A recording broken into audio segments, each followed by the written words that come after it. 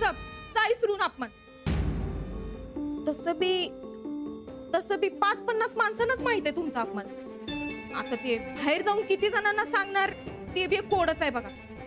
50-50 जण गावभर करतील, गाववाले आजूबाजूच्या गावात. आणि असं करत करत तुमच्या पप्पांपर्यंत जाऊन म्हणजे झालं. नाही विचारच नका त्यो, द्या सोडून. चंदा, टाळ का फिरलंय तुझं? आम्ही काय असे सोडून देणाऱ्यातले वाटलो का काय? माझं बी हेच म्हणणं आहे. अहो असा जाळ दावा की समधी गारच व्हायला पाहिजे. मग फक्त राहायला तो राणा दा. दादा काय ग? दादा बैल आहे, बैल. डोक्यात नुसती माती, झाड आणि गुरं भरलेला बैल आहे. आज त्याच्यामुळे आमच्या औक्षणाचा मान गेलाय. वहिनी करत एवढा मान देतो ना तुम्हाला, आणि आज घेतला की काढून. उद्या बायको आली आणि केला तिनं त्याला माणूस की झालं. त्यात ते सूरजाचं थोरलं भाव. औक्षणाचंच काय, समजाच मान त्यांच्याचकडे जाणार ना. तीच होणार या घरी.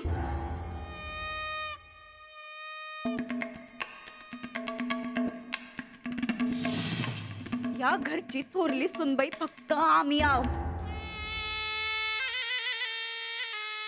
आणि आम्हीच राहणार. काय सुंदर साखळी आहे गई, पण मला नको होती ही. मी त्यांना मगाशीच सांगणार होते पण. अगं काय वेडीबिडी झालीस काय? इतकी महागा मुलाची वस्तू मिळते आणि तुला ती नको? अरे देवा, माझ्या मास्तर इकडेच यायलेत की.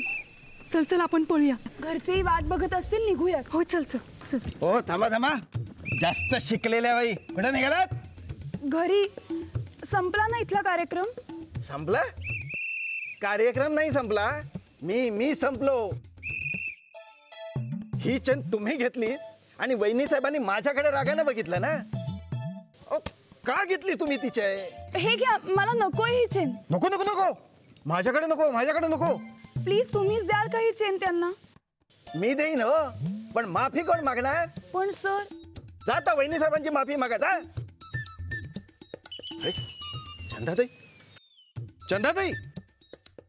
चंदाताई, मी काय म्हणतो चंदाताई? आमच्याकडं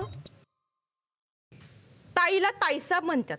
हो आमच्याकडे चंदाताई साहेब. वहिनी साहेब फार रागावले तो माझ्यावर. ही सगळी चूक त्या मूर्ख मुलीची आहे. गोंधळ करून ठेवलाय तिने.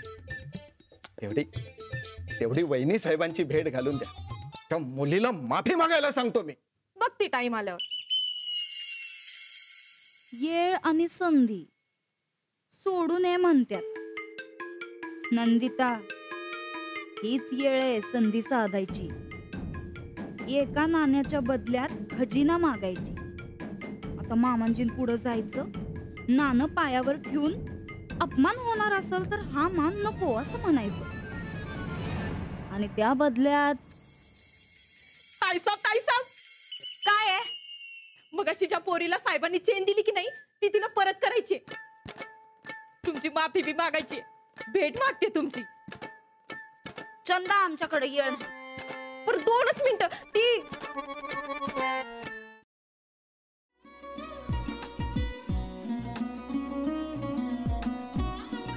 लावू का? असाच लावू ना.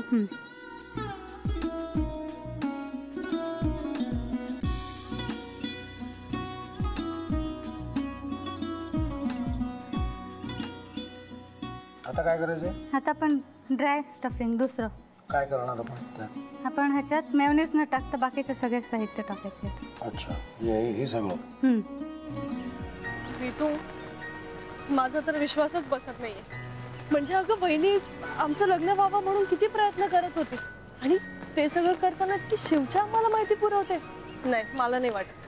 गौरी खूप चांगली असतो म्हणून तुला सगळं जगत चांगलं दिसतं, पण शिव उगाच बोलला असेल का? त्याच्यावर विश्वास नाहीये का तुझा? शिववर पूर्ण विश्वास आहे मी तुम्हाला, पण तो आता हे जे काही करतोय ना, म्हणजे निशा बहिणी समोर त्या राधिका सोबत फिरण्याचं नाटक वगैरे, ते त्याचा काही उपयोग होणार नाहीये. अगं असं कसं म्हणतो?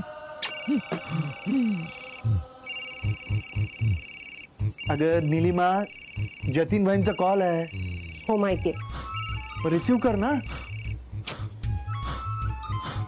अगं बघ, कट झाला. आता तू रिसीव्ह केला नाहीस म्हणून ते मला करतील. अबा पुन्हा आला बघ. घे बघू.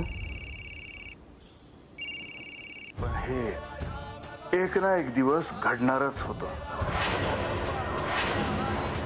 आता मला कळलं तुम्ही 2 दिवस झाले काय सांगत होता ते. बनू हे संकेत असतात आणि हे ठरवून येत नसतात.